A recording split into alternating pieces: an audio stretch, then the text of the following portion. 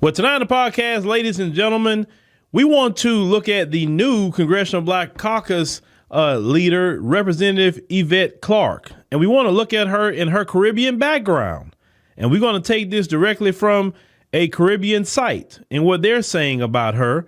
Because, listen, we have to know the background of these people and why Yvette Clarke is so pro-immigration.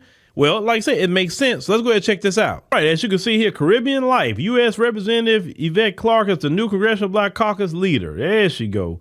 Now, before I get started, I don't know her personally. She may be a very nice lady. She may be a sweet person. But when we talk about politics, we talking about politics. It is what it is. Now, let's continue. Of course, they're talking about Yvette Clarke. They watch her excel. They adapt brilliantly and make significant strides in the U.S. political arena. It says overwhelming is generally an ascension for her career. It says a young college student at the age of 23 or 24, somewhere there, she was one of the many people volunteering with the campaign for her mother, former New York City Council member Dr. Una Clarke. It says Yvette later became a New York City Council member representing Brooklyn's 40th City Council District. Since then, her upward trend in NYC politics, particularly in Brooklyn, has not stopped. That Clarke has played a safe and steady game as if groomed for what was to come. Her modus operandi, her mother, Una Clarke, has grounded her as they through all of her positions. They said Dr. Clarke also campaigned for her daughter. Just remember one word, Clarke, she said, as a campaign for her daughter. The first time Yvette ran for Congress, Yvette Clarke has now become the leader of the Congressional Black Caucus in Washington, D.C. And remember, the term is called Congressional Black Caucus. Okay? Just want to make sure that we put that there. A significant and influential body known as the Conscience of Congress. Now, let's say Yvette Clarke was born and raised in Brooklyn, New York, to Jamaican parents. Okay, make sure we put that there, to Jamaican parents. Dr. Una Clarke and her husband is a Leslie Clarke Sr. Now, so she would be considered first generation.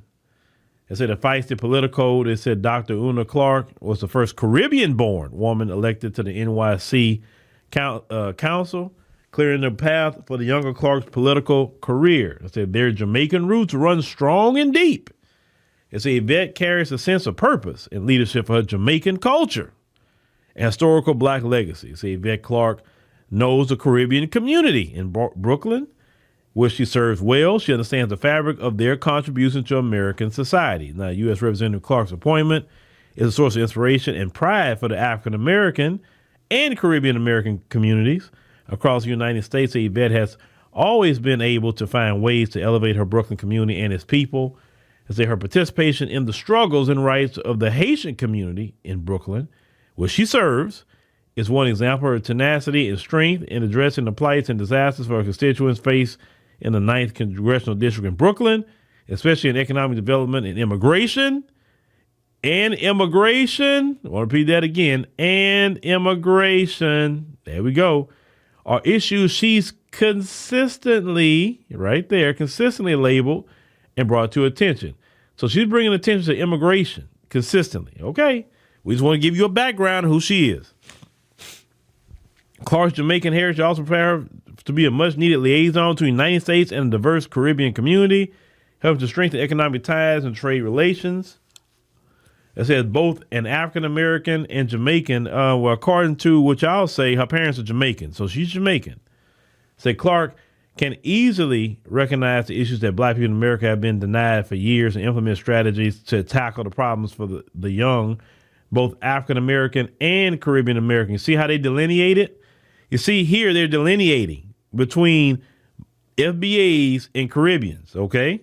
But when FBAs delineate, they say it's wrong, it's xenophobic, but they're doing it.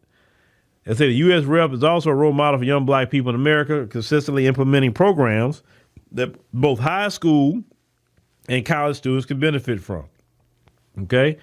So to say elevation to the chair, I'm reading all this for a reason.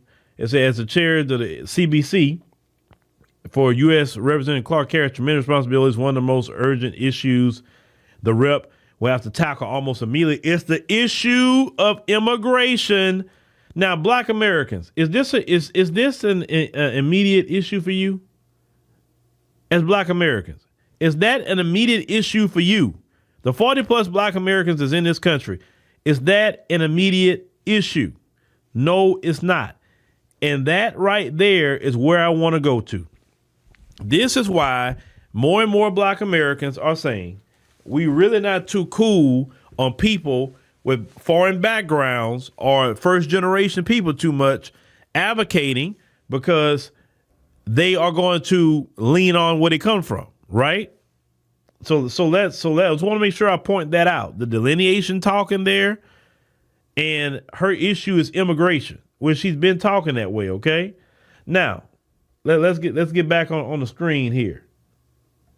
I went through all that and read all that to you, just so you know what you're dealing with. So this is why more and more Black Americans say, no, you can't be in leadership positions, because for you saying immigration, Black Americans are saying mass deportation. So right there, you're leaning more on your personal life, because your parents are immigrants, versus a 40 plus million who's saying mass deportation because these people have come over here and they have harmed Black Americans economically. Now, you may say, well, she's more cool about it because the Caribbean, but she's not talking about the mothers don't matter. If you say the term immigration, it includes everybody. You understand?